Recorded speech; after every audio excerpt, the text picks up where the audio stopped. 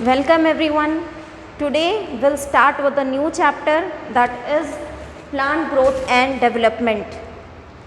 Here we have seen the various processes which takes place during the growth and development of the plants. In the first year we have studied what are the different organs of plants, what are the different organs of plant, what are the tissues present in them, how they work, what functions they carry out.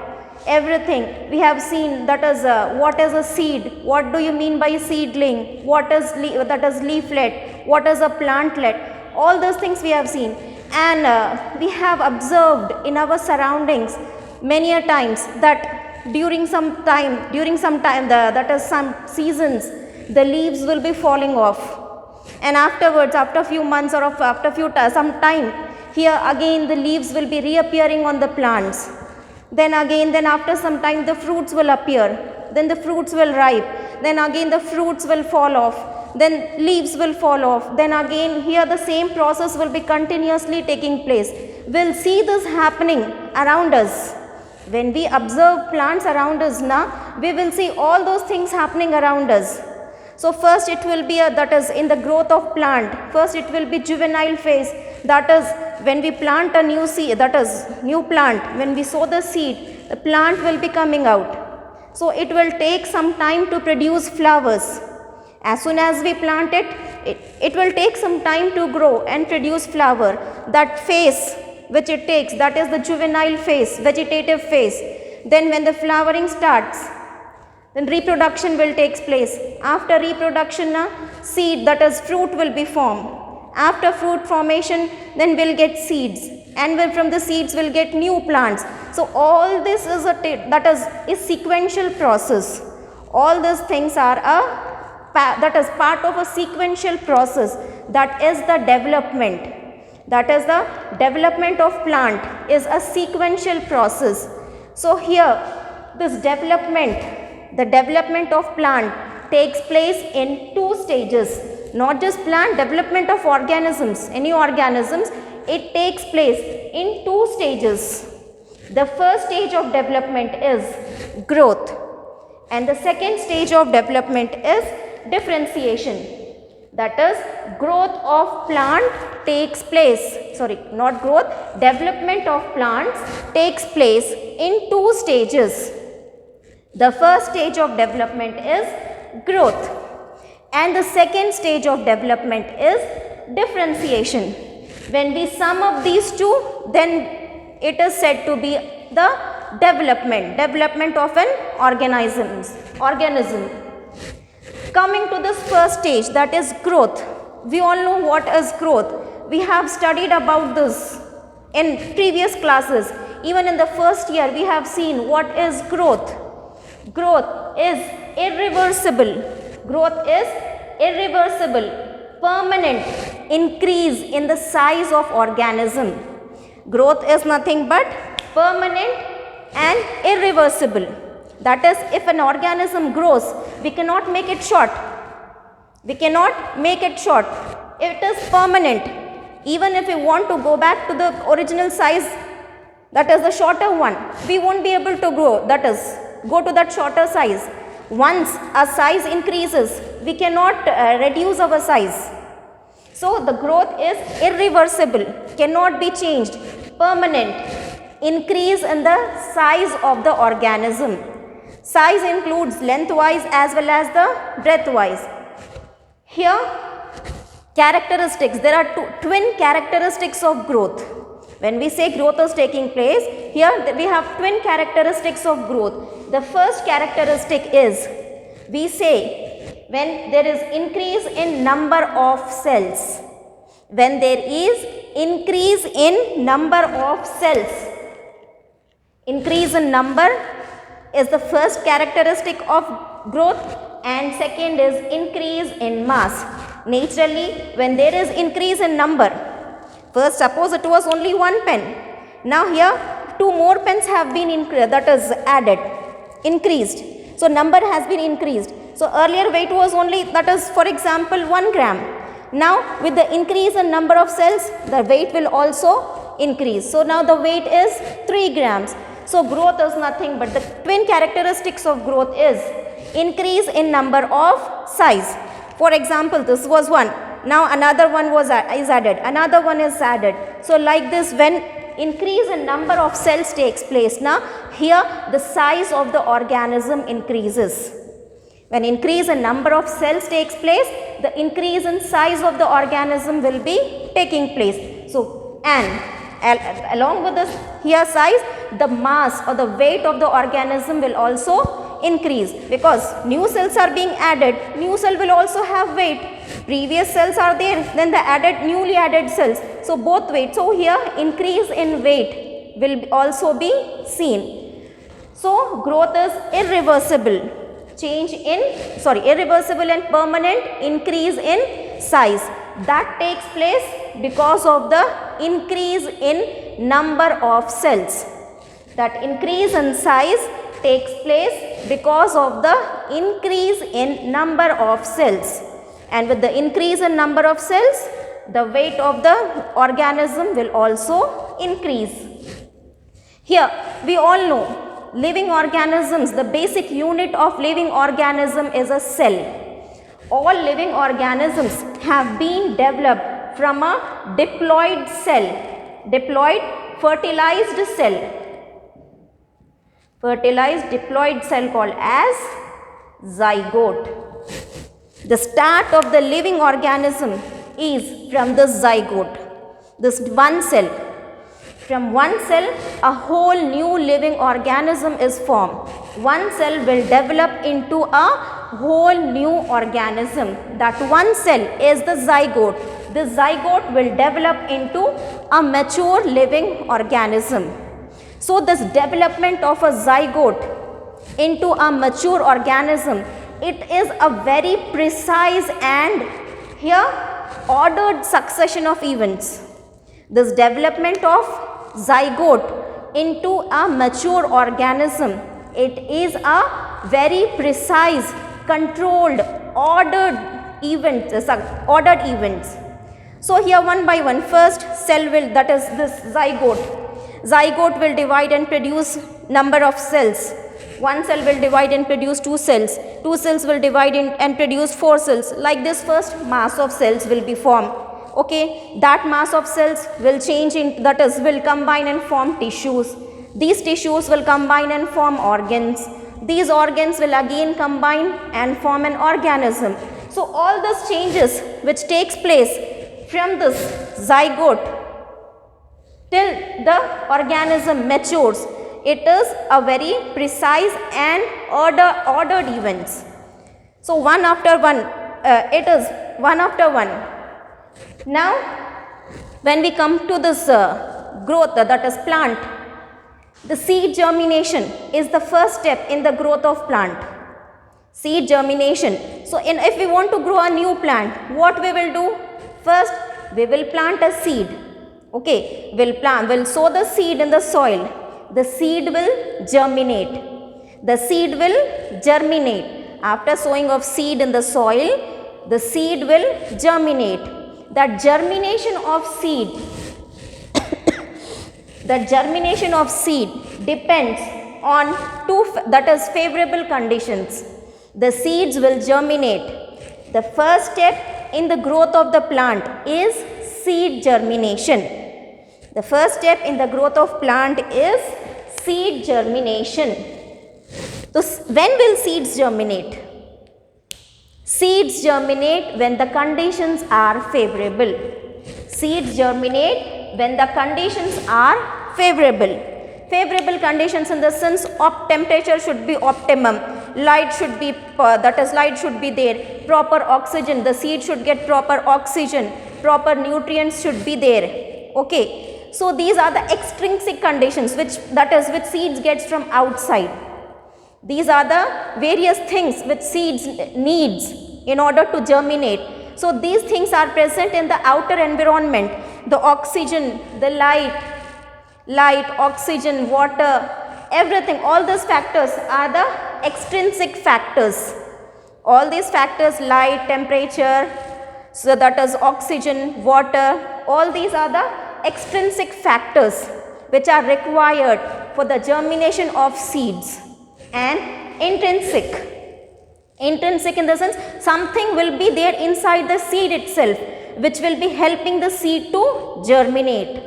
So, inside the seeds there will be some factors which will help the seed to germinate. So, when intrinsic and extrinsic factors are present, both are present, then the conditions are said to be favorable. Extrinsic factors such as light, temperature, water, availability of oxygen is there, and all the things which are required for the growth of the plant, of the seed, which are present inside the seeds. If all these things are present, then the conditions are said to be favorable for seed germination. In the favorable conditions, the seeds will germinate. The seeds will germinate and produce a new plant. But when the conditions are unfavorable, when the conditions are unfavorable, when few factors are not, that is when the seeds does not get few factors, what happens? The seeds will not germinate. The seeds will go into a suspended growth and rest. The seeds will grow into a condition of suspended growth. Here the growth will not be seen. The seeds will be as it is, no growth. Whatever the process, it is suspended. The process of germination will be suspended.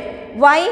Because of the unfavorable conditions. Something which is required for the germination of seed is not, that is the seed is not getting the things which are required for the germination. So, when it does not get those things, so it will undergo it will suspend its activities and it goes into rest. When it suspends its activities, it will not germinate. So, such condition is called as dormancy. This dormancy is seen in the seeds when the conditions are unfavorable. When the seeds does not get the things which are required or the few things which are required to germinate. So, the seed will suspend all its activity and goes into a mode of rest. So, such condition is called as dormancy. So, when the conditions become favorable, again the dormancy will be broken and the seed will germinate. So, the first step in the growth of the plant, or the development of the plant is the seed germination, and seeds will germinate only when the conditions are favorable. Seeds will germinate only when the conditions are favorable, and when the conditions are unfavorable, the seeds will undergo dormancy. So, when the after unfavorable conditions, when the conditions again become favorable, the dormancy will be broken and the seed will germinate. Now, coming to this, the growth is fundamental process. It is seen in all the living organisms. Growth is a fundamental process. It is seen in all the living organisms. There is no living organisms which does not show growth. There is no living organism which does not show growth, and that is the growth is fundamental in all the living organisms. And the another thing, the growth is conspicuous. Conspicuous in the sense it can be seen. It can be seen. For example, we take expansion of the leaf. Earlier the size of the leaf was this one. Now after some time the size changed to this one. So this increase in size can be seen. This increase in size is nothing but growth of the leaf. Growth of the leaf, and that can be seen. So that is why we say the growth is conspicuous. Growth is the fundamental process which takes place in all the living organisms, and growth is conspicuous, that is we can see the growth. We can see the growth. You just see, when we were born, we were very small. Now when we see the size of us, so we can see the growth is seen. from this much of size to this size. So there is difference that can be seen by us, that can be seen. So that is why we say growth is a fundamental process which takes place in all the living organisms, and growth is conspicuous. What is growth? Already said, it is nothing but irreversible and permanent increase in the size. That increase in size takes place because of increase in number of cells. Increase in number of cells. How increase? Living organisms, the start of living organism is by zygote. This zygote will divide and give rise to 2 cells. Now increase has taken place. So earlier it was, the size was this, now the size is this much. Now again this will give rise to more 2, this will give rise to more another 2. So here with this increase in the cells, the size also has been increased. So here with the increase in number of cells, the size will increase, and this increase in the size is irreversible and permanent. We cannot make it short again. If we want to go back to this much of size, we cannot go back.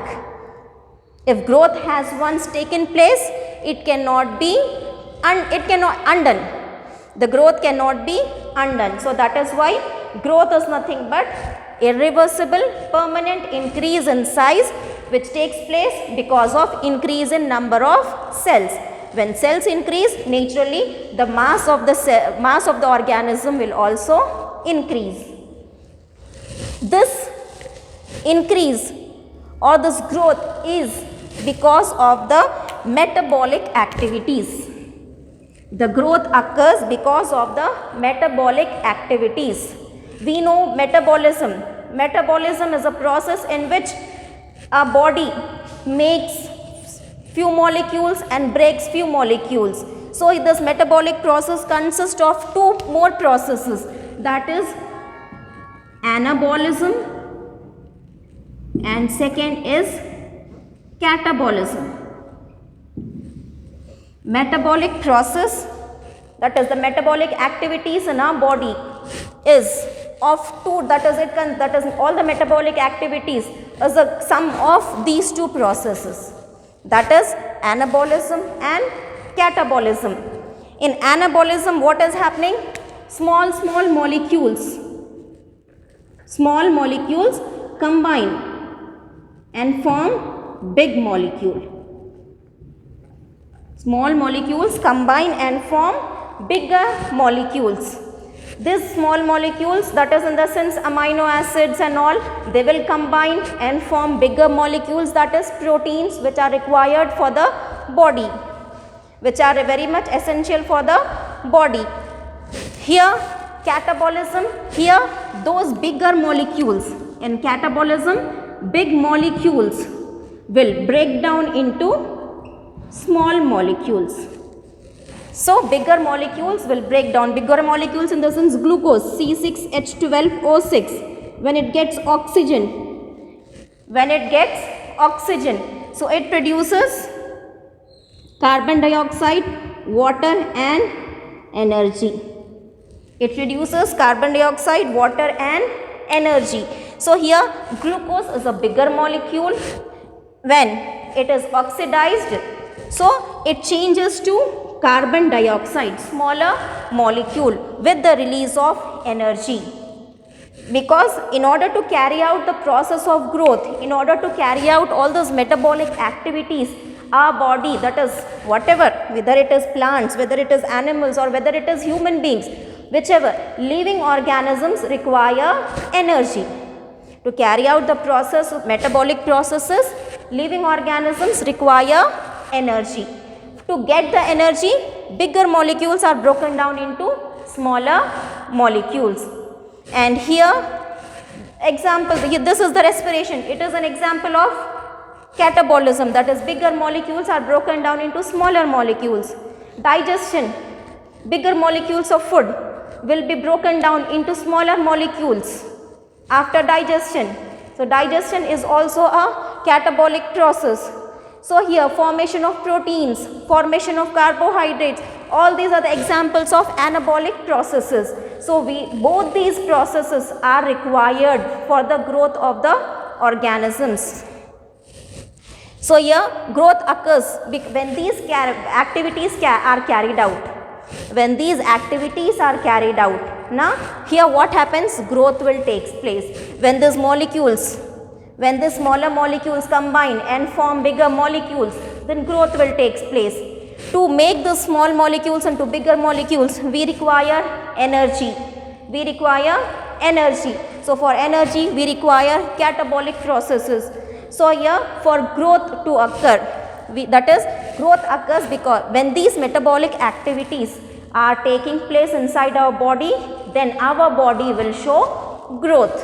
Our body will show growth. Here another sentence, growth is indeterminate.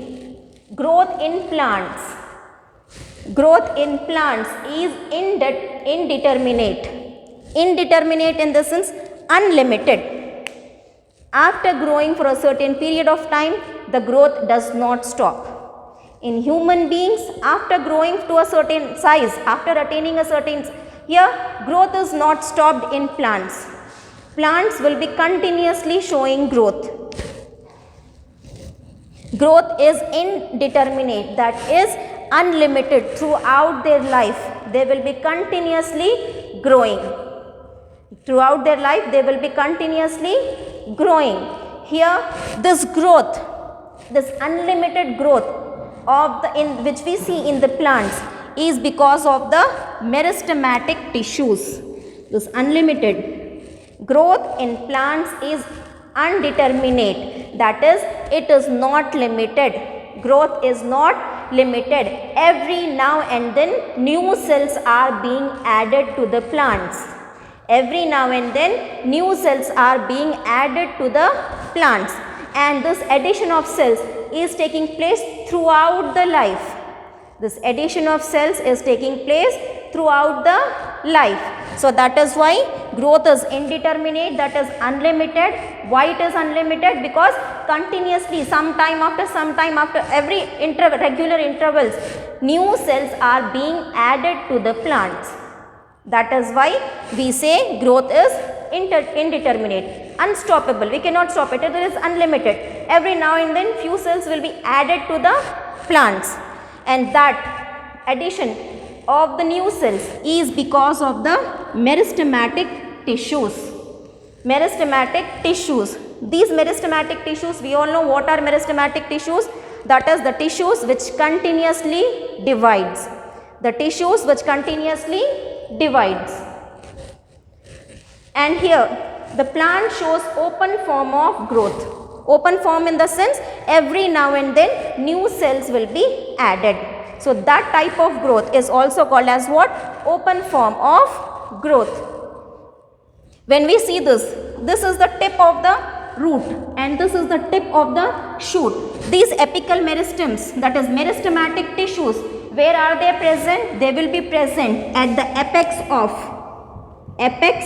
of roots and apex of shoots.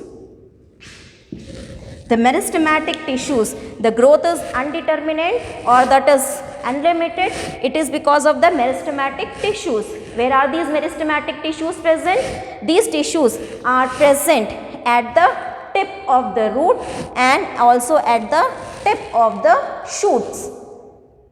So here this is the meristematic region and this is the meristematic region. So here cells will continuously divide and it increases the size of the stem. Here the growth will be seen. Growth is in which direction? Here new cells are produced and pushed upwards. Here new cells are produced and pushed downwards. Here the growth is in this direction. In the stem the growth is in this direction. In the root it will be in this direction. And apart from this apical meristems, we have lateral meristems also, which is present at the side, which increases the width. This apical meristems increase the length, and lateral meristems. Lateral means the meristems which are present on the sides.